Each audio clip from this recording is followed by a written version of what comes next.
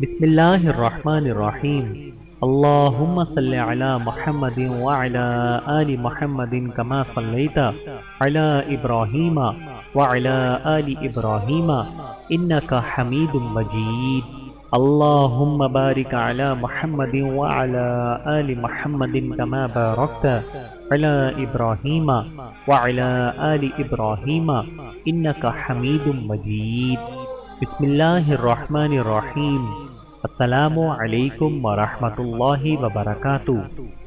مسلمان عورتوں کے فقہی مسائل، وراثت کے احکام۔ وراثت کا حکم مسلمان خواہ مرد ہو یا عورت ایک دوسرے کا وراثت ہونا کتاب و سنت سے ثابت ہے۔ ارشاد باری تعالیٰ ہے سورۃ النساء، ترجمہ: جو مال ماں باپ اور رشتہ دار چھوڑ جائیں، تھوڑا ہو یا زیادہ، اس میں مردوں کا بھی حصہ ہے اور عورتوں کا بھی۔ یہ اللہ کا مقرر کیا ہوا حصہ ہے۔ رسول اللہ صلی اللہ علیہ وآلہ وسلم نے فرمایا، مقررہ حصے ان کے مستحقوں کو دو اور جو باقی بچے وہ قریب ترین مرد کے لیے ہے۔ بحوالہ بخاری و مسلم۔ وارث خواتین، تین قسم کی عورتیں وارث ہوتی ہیں۔ نمبر 1 بیوی، نمبر 2 آزاد کرنے والی، نمبر 3 قرابت دار۔ اس کی 3 قسمیں ہیں۔ نمبر 1 اصول یعنی ماں اور دادی اور نانی، نمبر 2 فروع یعنی بیٹی پوتی اور نیچے تک، نمبر 3 حاشیہ قریبیہ، بہن متعلقہ حاشیہ قریبیہ ہے۔ ماں کے حالات۔ ارشاد باری تعالیٰ ہے سورۃ النساء آیت نمبر 11، ترجمہ: اور میت کے ماں باپ میں سے ہر ایک کے لیے اس کے چھوڑے ہوئے مال میں سے چھٹا حصہ ہے، اگر اس میت کی اولاد ہو اور اگر اولاد نہ ہو اور ماں باپ اس کے وارث ہوں تو اس کی ماں کے لیے تیسرا حصہ ہے۔ ہاں اگر میت کے کئی بھائیوں ہوں تو پھر اس کی ماں کا چھٹا حصہ ہے۔ اس آیت سے معلوم ہوا کہ ماں کی 3 حالتیں ہیں۔ نمبر 1 2 صورتوں میں اس کو سدس یعنی کہ 1/6 ملے گا۔ الف، اگر مرنے والے نے ایک لڑکا یا لڑکی چھوڑا ہے یا ایک پوتا یا پوتی چھوڑا ہے تو اس صورت میں ماں کو چھٹا حصہ ملے گا، کیونکہ ارشاد باری تعالیٰ ہے سورۃ النساء آیت نمبر 11، ماں کے ساتھ میت کے 2 یا 2 سے زیادہ حقیقی یا پدری یا مادری بھائی بہنیں شریک ہوں تو اس صورت میں بھی اس کو چھٹا حصہ ملے گا۔ ارشاد باری تعالیٰ ہے سورۃ النساء آیت نمبر 11، ترجمہ: اگر میت نے کوئی لڑکا یا لڑکی نہیں چھوڑا ہے اور نہ ہی اس کے 2 یا 2 سے زیادہ بھائی بہنیں ہیں تو اس صورت میں ماں کو پوری مال کا ثلث یعنی 1/3 ملے گا۔ ارشاد باری تعالیٰ ہے، ترجمہ: ماں کو باقی مال ثلث ملے گا، یعنی کل ترکہ کے ثلث یعنی 1/3 کی بجائے باقی ثلث۔ اس کی 2 صورتیں ہیں۔ الف، ایک عورت انتقال کر گئی اور اپنے پیچھے صرف خاوند، باپ اور ماں کو چھوڑ گئی تو اس کا مسئلہ 6 سے بنے گا۔ نصف یعنی مین خاوند کے لیے اور باقی نصف میں سے ماں کے لیے، تہائی یعنی 1 ہوگا، جبکہ باقی 2 عصبہ ہونے کی وجہ سے باپ کو مل جائیں گے۔ بے، ایک شخص مر گیا اور اپنے پیچھے صرف بیوی، ماں اور باپ کو چھوڑ گیا تو اس کا مسئلہ 4 سے بنے گا، جس میں سے چوتھائی یعنی 1/4 یعنی 1 بیوی اور باقی میں سے 1/2 ماں کو ملے گا اور وہ 1 ہے، اور باقی 2 عصبہ ہونے کی وجہ سے باپ کو مل جائیں گے، کیونکہ ان دونوں صورتوں میں ماں کو کل ترکہ کا ثلث نہیں ملتا ہے بلکہ باقی کا ثلث ملتا ہے، اور یہی فیصلہ حضرت عمر رضی اللہ تعالی عنہ نے کیا تھا۔ اس لیے یہ دونوں مسئلے عمریہ کے نام سے مشہور ہیں۔ ان دونوں صورتوں کی دلیل یہ ہے کہ ارشاد باری تعالیٰ ہے۔ ترجمہ: اگر اس کے کوئی لڑکا نہ ہو اور اس کے وارث ماں باپ ہوں تو ماں کے لیے ثلث ہے۔ اس آیت میں ثلث سے مراد تمام مال کا ثلث نہیں ہے، بلکہ جتنے کے وہ مستحق ہیں اس کا ثلث مراد ہے۔ اگر یہ مراد نہیں ہے تو پھر ورثہ ابوا کا کوئی مطلب ہی نہیں ہوگا، لہذا آیت کا مطلب بچے ہوئے مال کا ثلث ہے۔ بیٹی کے حالات، ارشاد باری تعالیٰ ہے۔ سورۃ النساء آیت نمبر 11۔ ترجمہ: اور اللہ تعالیٰ تمہیں تمہاری اولاد کے بارے میں حکم کرتا ہے کہ ایک لڑکے کا حصہ دو لڑکیوں کے برابر ہے، اور اگر صرف لڑکیاں ہوں اور 2 سے زیادہ ہوں تو انہیں مال متروکہ کا 2/3 ملے گا، اور اگر ایک ہے تو آدھا ہے۔ اس آیت میں اللہ تعالیٰ نے بچیوں کے 3 حالات بیان کیے ہیں۔ نمبر 1، بیٹی اکیلی ہو اور ورثہ میں سے اس کے ساتھ اس کا ایک یا ایک سے زیادہ بھائی بہنیں نہ ہوں تو اس صورت میں اس کو نصف یعنی آدھا حصہ ملے گا۔ ارشاد باری تعالیٰ ہے۔ ترجمہ: اور اگر ایک ہے تو اس کو آدھا ہے۔ نمبر 2، اگر 2 یا 2 سے زیادہ بیٹیاں ہیں اور اس کے ساتھ اس کا کوئی دوسرا بھائی یعنی میت کا بیٹا نہیں ہے تو اس صورت میں ان بیٹیوں کے لیے 2 ثلث یعنی 2/3 ہوگا۔ ارشاد باری تعالیٰ ہے۔ نمبر 3، اگر بیٹی کے ساتھ اس کا بھائی بھی ہے، چاہے بھائی ایک ہو یا زیادہ، اسی طرح بیٹی ایک ہو یا زیادہ، اس صورت میں بیٹی عصبہ بنے گی اور تقسیم میں ایک مرد 2 عورتوں کے برابر کے قاعدے حصہ پائے گا۔ ارشاد باری تعالیٰ ہے۔ بیوی کی حالت، ارشاد باری تعالیٰ ہے۔ سورۃ النساء آیت نمبر 12۔ ترجمہ: اس آیت سے معلوم ہوا کہ بیوی کی 2 حالت ہیں۔ نمبر 1، مرنے والے شوہر کے کوئی اولاد نہیں ہے اور نہ ہی اولاد کی اولاد ہے، بلکہ بیوی تنہا ہے تو وہ ربع یعنی 1/4 کی مستحق ہوگی۔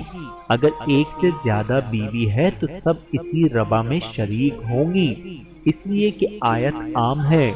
نمبر 2، جب شوہر کی اولاد یا اولاد کی اولاد ہو، برابر ہے کہ وہ مرد ہوں یا عورت، تو اس صورت میں بیوی کو ثمن یعنی 1/8 ملے گا۔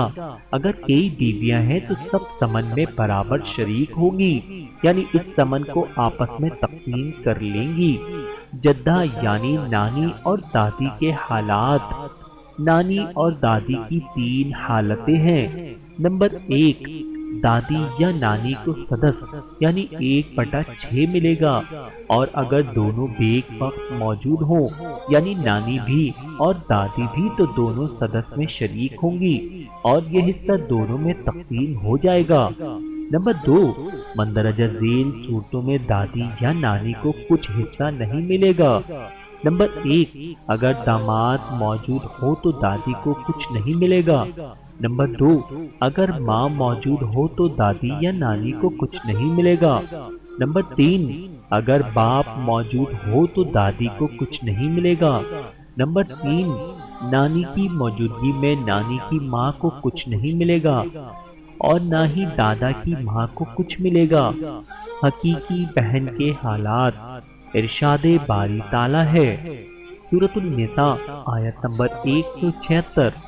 ترجمہ: وہ لوگ آپ سے فتویٰ پوچھتے ہیں کہ آپ کہہ دیجئے کہ اللہ تعالیٰ خود تمہیں کلالہ کے بارے میں فتویٰ دیتا ہے۔